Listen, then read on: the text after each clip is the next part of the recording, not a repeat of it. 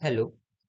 So the name of the paper that I'll be presenting today is Abnormal Data Identification and Reconstruction based on wind speed characteristics.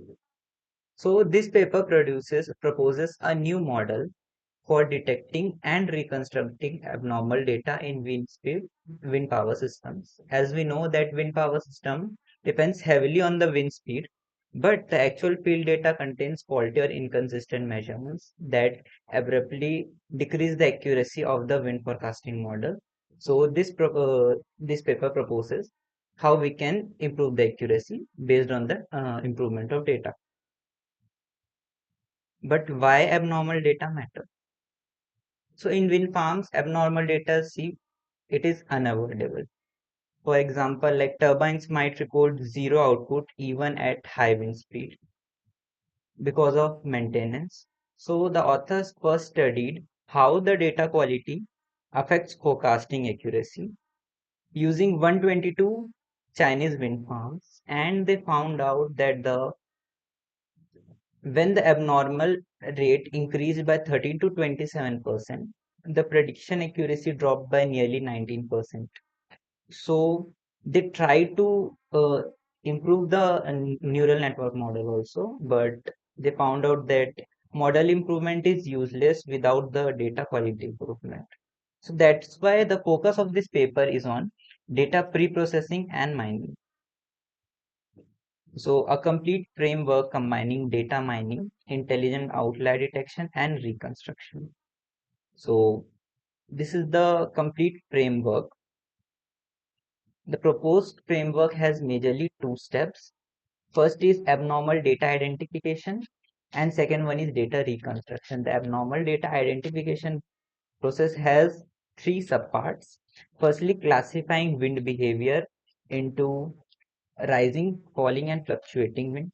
Second one is using the seal-off algorithm that is based on the k-means clustering algorithm to find out the discrete outliers. And the third step is applying physical constraints to identify the accumulated abnormal data. And after removing all the outliers, we'll come to the data reconstruction part. In the data reconstruction part, the authors proposed two models. Firstly, the model for fluctuating wind speeds and bidirectional weighted random forest for stable wind segments. Now we come to the framework flowchart. Here is the step-by-step overview of the proposed framework. First, we take a raw wind farm data. This is the unprocessed initial data directly taken from the wind turbines. Okay. So the step one is wind speed classification. We classify the wind in three types: rising, fluctuating, and falling winds.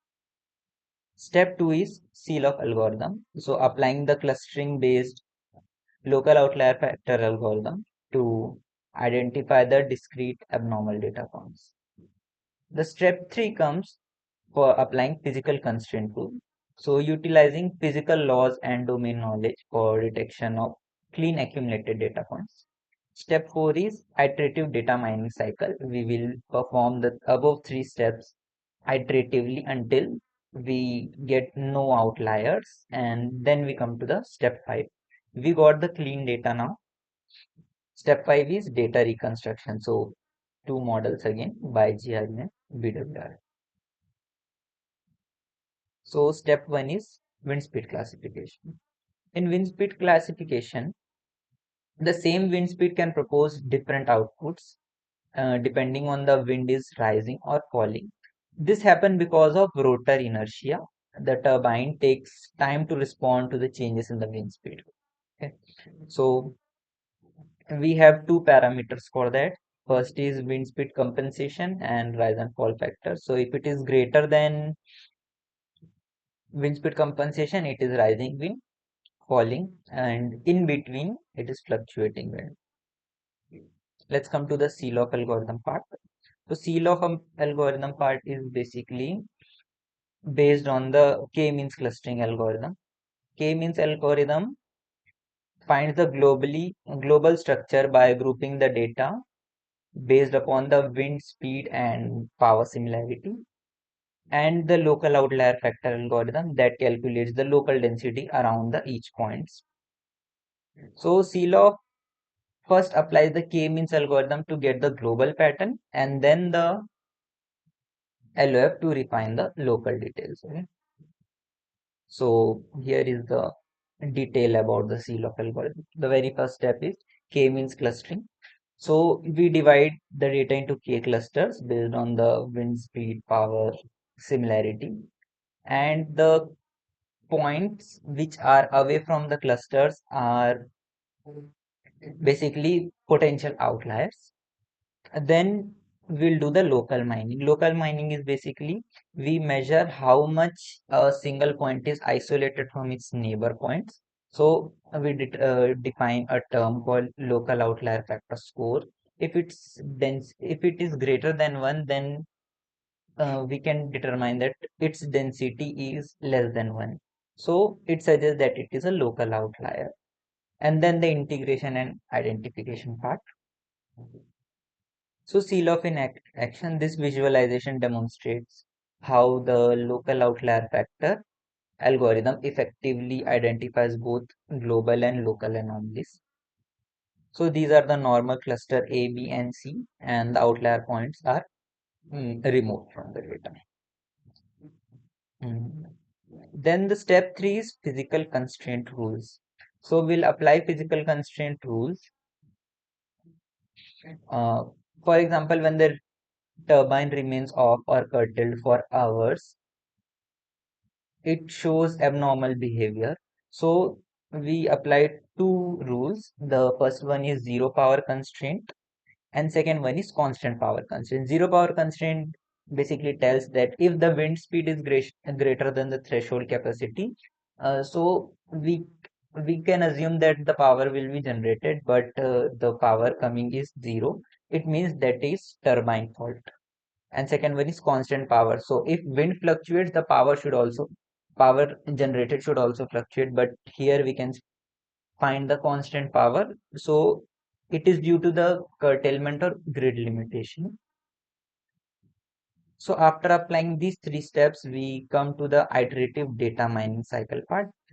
Basically, the abnormal detection is performed iteratively, and after each cycle of detection and removal, the data distribution changes. So we keep on doing the same process again and again until we get no new outliers.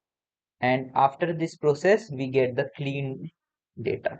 And it is ready for the reconstruction part.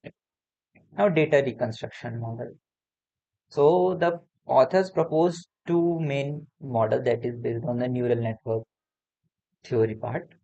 That is bidirectional gate recurrent unit. That is for the fluctuating wind segments. And the second one is BWRF, that is bidirectional weighted random forest, that is for the stable wind speed. So in BWRF, we can determine the missing values using its forward and backward values using this formula xk is equal to df by dr. Now we come to the results and validation. So the framework uses the real operation from a 130.5 megawatt wind farm. And to simulate the missing data, the authors randomly remove 10, 20, 30% of data points and compare the reconstruction results. And the forecasting was performed onto real farms also. Wind farm 1 was 30 megawatt and second one was 130.5 megawatt. So they found that improvement really improved by 9 and 9.97%. So we got a great improvement in the accuracy. So the conclusion where it is the data that matters. So clean data matters more than the complex models. And wind speed characteristics hold a valuable information for anomaly detection. And hybrid physics data approaches can substantially improve the renewable energy analytics. So this framework can be extended to other renewable datasets also, like for solar energy, helping to achieve more accurate and stable forecasting for smart grids. So, thank you.